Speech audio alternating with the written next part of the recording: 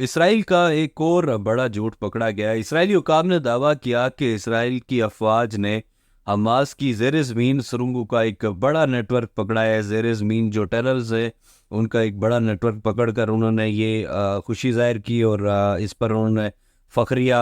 خبریں شیئر کی کہ ہم نے حماس کے خلاف بڑی کامیابی حاصل کر لی ہے۔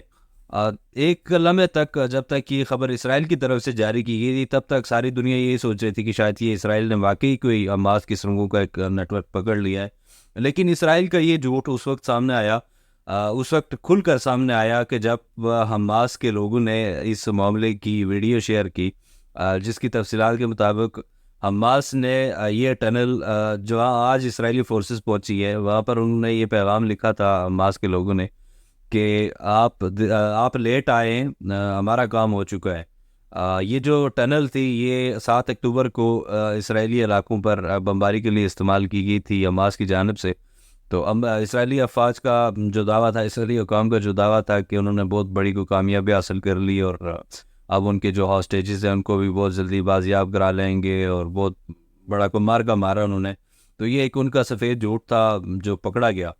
دوسری جانب فرانس کے پارلیمنٹ میں آج ایک معاملہ زیر بحث آیا۔ وہ معاملہ تھا فرانسیسی شہری کے قتل ہونے کا، جو اسرائیلی افواج کے ہاتھوں گزشتہ روز قتل ہوا، جس پر فرانس کی جو فارن منسٹر ہے وہ بھی اس وقت اسرائیل میں، انہوں نے بھی اس معاملے کی مذمت کی ہے اور اس معاملے کی تحقیقات کا مطالبہ کیا ہے۔ آج فرانس کے پارلیمنٹ میں پارلیمنٹیرینز نے مختلف رائے دی۔ کچھ پارلیمنٹیرینز کا کہنا تھا کہ اس معاملے پر اسرائیل پر سینکشنز لگائی جائیں کہ اسرائیل نے ایک بے گناہ کو، ایک نہتے شخص کو، بے گناہ شخص کو کیوں قتل کیا، اور جو اسرائیل انسانی حقوق کی خلاف ورزی کر رہا ہے اس پر اسرائیل پر پابندیاں لگنی چاہیے۔ اسرائیل اور حماس کی جنگ بندی کے لیے اس وقت امریکن انٹیلیجنس CIA کے چیف اس وقت قطر میں، انہوں نے قطر حکومت کے حکام سے ملاقات کی، اور اسرائیلی حکام سے بھی ملاقات کی۔ موساد کے چیف بھی آج قطر میں تھے، ان سے بھی ملاقات کی کہ یہ جو جنگ بندی ہے اس کو کس طرح ممکن بنایا جا سکتا ہے، اور جتنے بھی ہاسٹیجز ہیں، جتنے بھی لوگ جو اس وقت حماس کے زیر حراست ہیں، ان کو کیسے بازیاب کروایا جا سکتا ہے۔ امریکہ کے ڈیفنس چیف بھی آج اسرائیل میں گئے، انہوں نے بھی آج اسرائیل کا دورہ کیا۔ وہ بھی سیز فائر کی کوشش کر رہے ہیں، اور ان کا بھی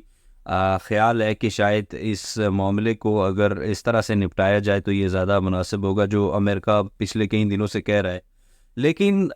ان کا جو بیان تھا، جو آج ان کی پریس ریلیز تھی، وہ تھوڑی سی مختلف تھی۔ ان کا کہ آسٹن جو ڈیفنس چیف ہیں امریکہ کے، ان کا کہنا تھا کہ میں یہاں پر اسرائیل کو ڈکٹیٹ کرنے نہیں آیا، میں اسرائیل کو جنگی حکمت عملی بتانے نہیں آیا، میں یہاں پر اسرائیل سے یہ مطالبہ کرنا آیا ہوں، اور اسرائیل کو ان پہلوؤں کے بارے میں بتانا آیا ہوں کہ جنگ ضرور کرے، لیکن جنگ کے منفی اور مثبت پہلو دونوں کو سوچیں، اور اس جنگ میں انسانی حقوق کو ملحوظ خاطر رکھیں، اور جو نہتے لوگ ہیں، جو عام شہری ہیں، ان کا خیال رکھیں، ان کے تحفظ کو یقینی بنائیں، اس جنگ میں عام شہریوں کو متاثر نہ کریں، اور جو بے گناہ لوگ ہیں ان پر ظلم و ستم نہ کریں۔ یہ ان کا کہنا تھا، اور ان کا کہنا تھا کہ اسرائیل کا جو جنگ کا فیصلہ ہے یہ ان کا اپنا ہے، اور یہ اس کو کب ختم کریں گے یہ وہ زیادہ بہتر جانتے ہیں۔ لیکن اسرائیل کو اس جنگ بندی کے حوالے سے اور اس کے جو منفی اور پہلو ہیں اور اس کے جو نقصانات ہیں ان کے بارے میں بھی ضرور سوچنا چاہیے۔ یہ سارے ڈیولپمنٹس اسرائیل، قطر اور اس طرف کی جو سیاسی ڈیولپمنٹس تھیں، ابھی وہی معاملہ ریڈ سی پر آ کر رکتا ہے کہ حوثیوں نے ایک اپنا قبضہ جما رکھا ہے، انہوں نے وہاں سے کسی کو گزرنے نہیں دے رہے۔ آج حوثیوں کے جو چیف تھے، ان کے جو اسپوک پرسن تھے، انہوں نے آج ایک اعلامیہ جاری کیا، یا سیریا جن کا نام ہے، ان کا کہنا تھا کہ ہم نے دو آج مزید جو بحری جہاز ہے ان کو نشانہ بنایا ہے۔ یہ دو بحری جہاز MSC کلارا اور نارویجز، ان دونوں کو ہم نے نشانہ بنایا ہے، اور ہم یہ بحری جہازوں کو نشانہ بنانے کا سلسلہ ریڈ سی میں اس وقت تک جاری رکھیں گے جب تک اسرائیل اپنی جو بربریت ہے اس سے باز نہیں رہتا، اور جب تک وہ حماس کے خلاف آپریشن جاری رکھے گا تب تک ہم بھی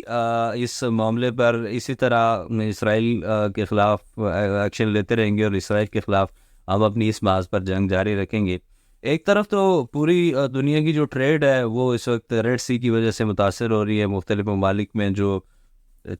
باہر سے جو خام مال لایا جاتا ہے یا بھیجا جاتا ہے، مختلف جو اشیاء خردونوش ہے وہ منگوائی جاتی ہیں، بھیجی جاتی ہیں، وہ اس وقت ٹریڈ ساری متاثر ہو رہی ہے۔